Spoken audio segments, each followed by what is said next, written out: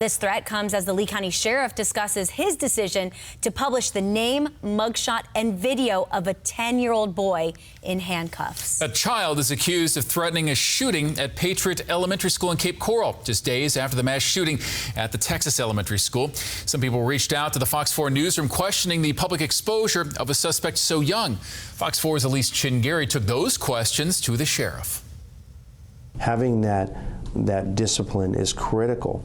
And society today has gotten real soft on what they want to do, on how they discipline. It's just it's a soft culture. Soft and a lack of discipline. It's a controversial message that brought Lee County Sheriff Carmine Marceno and I together just days after deputies arrested a 10-year-old student for threatening a shooting at Patriot Elementary School. As the threat was made by a 5th grader, some may say, well, these are kids, or maybe they weren't serious. And that loved one goes, their child goes to school.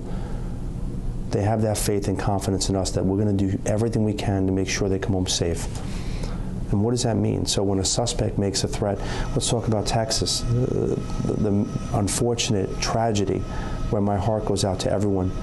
If you were to stop that shooter 2 weeks before on a TikTok that said, "Kids, fear for your lives for real," is that shooter going to say, well, I meant to commit a mass shooting? Possibly.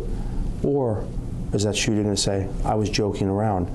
Either way, you can't take the chance. What do you want to say to people who may be upset or think, oh, they shouldn't have shown his face or his name since he's a 5th grader? So I'm not in the business of being upset because a very small percentage is upset that we show a 10-year-old's face or the perp walk. You know, for me, I'm in the business of saving lives, protecting lives, ensuring that our children come home. I want to be known nationally as a sheriff that would rather not put a 10-year-old in handcuffs, that would rather not arrest a 10, a 12, a 14-year-old. I would want to be known nationally for that, but I want to be known nationally as a sheriff that is not afraid to do his job, stand up for what's right. I also asked the sheriff what his deputies are doing to be proactive to prevent other children in Lee County from even starting down this path. We're in these chat rooms, Snapchats, Instagram, Facebook. You'll never know the name, you'll never know who it is, but we are watching everywhere. So our detectives are watching all the different social media platforms. If someone writes a threat, we're coming in full force.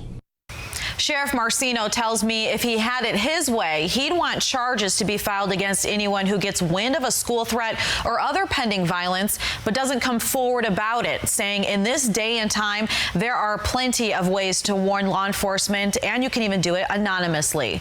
Elise Chingary, Fox 4.